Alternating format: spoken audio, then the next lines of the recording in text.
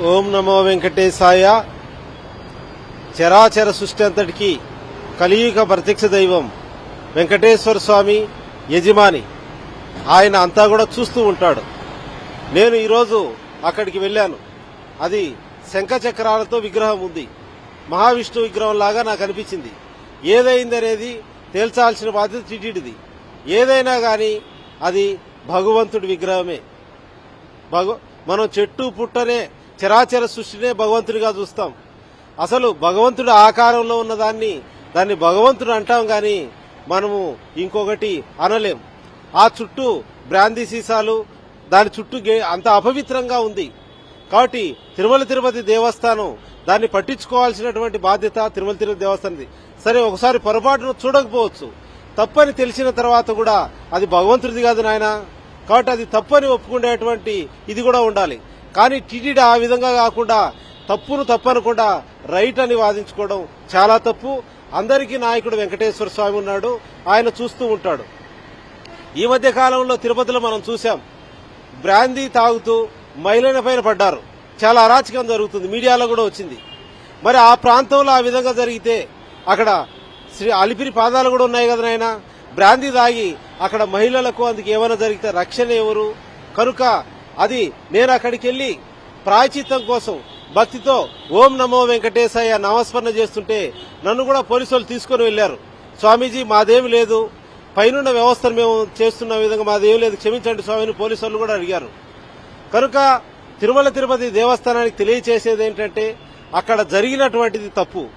దాన్ని మీరు సరిదిద్దుకోండి నాయన. ఏ ప్రభుత్వాలైనా పోవచ్చు, ఏ ప్రభుత్వాలైనా రావచ్చు. మీరిక్కడ శాశ్వతం కాదు. శాశ్వతము అందరికీ యజమాని కలియుగ ప్రత్యక్ష దైవం వెంకటేశ్వర స్వామి. కనుక మాలాంటి వాళ్ళము వెంకటేశ్వర స్వామి కోసం జైల్లోనే ఉంటాం. నన్ను పోలీసు వాళ్ళు తీసుకోవడం కోసం కూడా నేను అది వెంకటేశ్వర స్వామి లీలగానే నేను భావిస్తాను. కనుక ఇటువంటివి మీరు అటువంటి కింద పడిన దాని మీద రాజకీయాలు చేసుకోవకండి. తప్పును తప్పని గ్రహించండి. ఇప్పుడు నేను గత 6 సంవత్సరాల నుంచి తిరుమల తిరుపతి దేవస్థానంలో వందల కార్యక్రమాలు చేస్తున్నాను. కర్నూలు నుంచి శ్రీకాకుళం వరకు ఓం నమో వెంకటేశాయ నామస్మరణ అన్ని చోట్ల కూడా చేయిస్తున్నాను. నా కళ్ళతో నేను చూసింది అది. కనుక తిరుమల తిరుపతి దేవస్థానం అనేటువంటిది మహనీయమైంది, గొప్ప చరిత్ర కలిగినటువంటి దేవస్థానం. మీరు బిఆర్ నాయుడు చైర్మన్ గారు నా అంత గొప్ప హిందువు లేడని చెప్పుకుంటున్నాడు ఆయన మీడియాలో. నేనే గొప్ప హిందువునని. బిఆర్ నాయుడు గారు, నీకు అసలు తిరుమల తిరుపతి దేవస్థానం తెలుసా? అసలు కుమ్మరి భీముడు జీవిత చరిత్ర నీకు తెలుసా? తొండమాన్ చక్రవర్తి రాజు ఆనంద నిలయం గుడి కట్టిన ఆయన నా అంత గొప్ప భక్తుడు లేడు, హిందువు లేడని అహంకారపడితే ఆయన కనిపించకుండా కుమ్మరి భీముడు కుండలు చేసే వ్యక్తికి కనిపించినటువంటి మహనీయుడు వెంకటేశ్వర స్వామి. వెంకటేశ్వర స్వామి మొట్టమొదట ప్రత్యక్షమైంది సన్నిధ గొల్లకు. ఆ వరాహస్వామి గుడి కట్టడంలో కీలకమైన పాత్ర పోషించిన వాళ్ళు అక్కడ స్థానిక గిరిజనులు.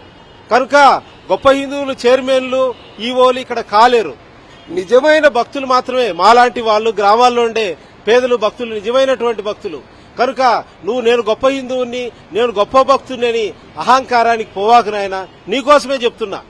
టీటీడీ చైర్మన్ గా ఆ వెంకటేశ్వర స్వామి అనుగ్రహంతో నీకు ఒక అవకాశం ఇచ్చాడు భగవంతుడు. నువ్వు ఇతరులపైన దాన్ని శత్రువులుగా భావించుకోవకు. మేము వెంకటేశ్వర స్వామి భక్తితో మేము చేశామనైనా మాకు వేరే ఉద్దేశం లేదు.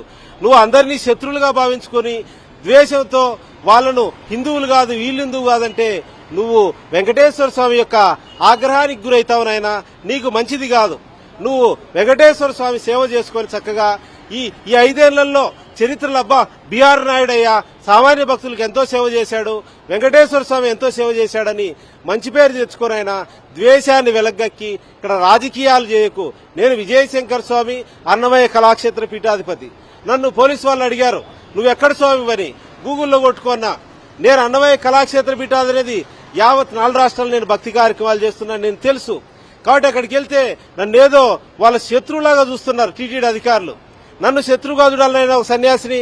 నేనేదైనా టీటీడీలో ఒక 6 ఏళ్ల ముంచి, నేను అంతకుముందు కూడా బ్రహ్మచారిగా ఉన్నాను. 12 సంవత్సరాలు 7 సంవత్సరాలు సన్యాసం తీసుకుని భక్తిని ప్రచారం చేస్తున్నాను. నేను స్వామినో కాదో, నేను ఏ తప్పు చేసినా గానీ టీటీడీ ఫలానా తప్పు చేశామని నన్ను చెప్పమనండి. ఈరోజు తప్పు చేసినా చెప్పమనండి. కనుక మాలాంటి సాధువులు అన్నమయ్య జైల్లో ఉన్నాడు, భక్తరామదాస్ జైల్లో ఉన్నాడు. ఆయన టీటీడీ అధికారులు మీరు అహంకారంతో విర్రవీ కాకండి. మీరేమి వెంకటేశ్వర స్వామికి అత్యంత ఆత్మీయులు భక్తులు మీరు కాదు, మేమే సామాన్య భక్తులే, నిజమైన భక్తులు ఆ రోజు నుంచి ఈ రోజు ఎంతమందిగా ఉన్నారు.